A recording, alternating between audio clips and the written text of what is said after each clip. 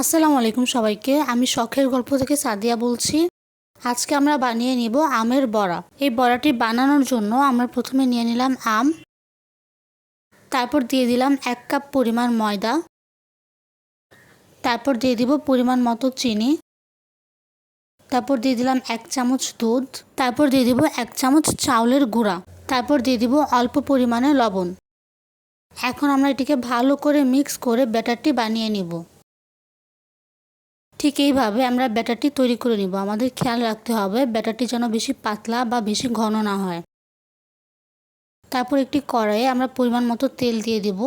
তারপর আমরা বড়াগুলো বানিয়ে নিব। ঠিক এইভাবে আমরা সবগুলো বড়া দিয়ে দিব।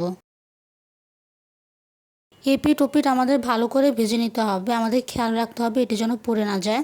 ভাজা হয়ে গেলে এখন আমরা এটিকে তুলে একটি প্লেটে পরিবেশন করে নিব। তৈরি হয়ে গেল আমের বড়া। মাশাআল্লাহ, বড়াটা অনেক সফট ছিল। আপনারা সবাই চাইলে এটি ট্রাই করতে পারেন। আশা করি এই রেসিপিটি আপনাদের ভালো লাগবে। আর ভিডিওটি ভালো লাগলে লাইক, শেয়ার, সাবস্ক্রাইব করবেন আর আমাদের পাশে থাকবেন। আল্লাহ হাফেজ সবাইকে।